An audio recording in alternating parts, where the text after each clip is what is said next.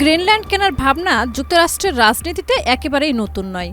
১৯৪৬ সালে তৎকালীন মার্কিন প্রেসিডেন্ট হ্যারি ট্রুম্যান ডেনমার্ককে $১০০ মিলিয়ন মূল্যের স্বর্ণের বিনিময়ে গ্রিনল্যান্ড কেনার প্রস্তাব দিয়েছিলেন। যুক্তরাষ্ট্রের ৩৩তম প্রেসিডেন্ট ট্রুম্যানের সেই প্রস্তাব তখনই প্রত্যাখ্যাত হয়। দ্বিতীয় বিশ্বযুদ্ধের পর বিশ্ব রাজনীতিতে যখন উপনিবেশ মুক্তকরণের ঢেউ বইছিল, তখন একটি বিশাল দ্বীপ কেনার ধারণা আন্তর্জাতিকভাবে গ্রহণযোগ্য ছিল না। অনেকের কাছেই এটি সার্বভৌমত্বের পরিপন্থী ও রাজনৈতিকভাবে ঝুঁকিপূর্ণ বলে বিবেচিত হয়।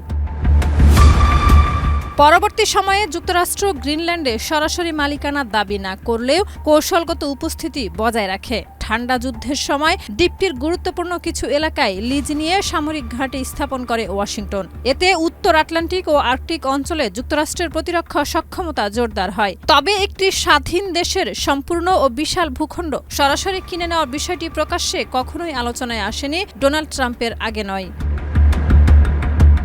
এই প্রেক্ষাপটেই প্রশ্ন উঠছে, কেন গ্রিনল্যান্ডকে নিয়ে এত আগ্রহ ট্রাম্পের? এর উত্তর একাধিক স্তরে নিহিত। গ্রিনল্যান্ড পৃথিবীর বৃহত্তম দ্বীপ। আয়তনে বাংলাদেশের তুলনায় প্রায় ১৫ গুণ বড়। দ্বীপটির প্রায় ৮০% বরফে আচ্ছাদিত হলেও এর ভৌগোলিক অবস্থান অত্যন্ত গুরুত্বপূর্ণ।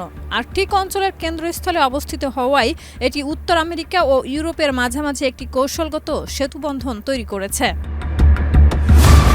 প্রাকৃতিক সম্পদের দিক থেকেও গ্রিনল্যান্ডের গুরুত্ব অপরিসীম। দ্বীপটিতে রয়েছে বিপুল মৎস্য সম্পদ, বিশ্বের অন্যতম বিশুদ্ধ পানির ভাণ্ডার, সমৃদ্ধ প্রাণী বৈচিত্র্য এবং অন্যান্য প্রাকৃতিক পরিবেশ। জলবায়ু পরিবর্তনের ফলে বরফ গলতে থাকায় এসব সম্পদের ব্যবহারযোগ্যতা ক্রমেই বাড়ছে।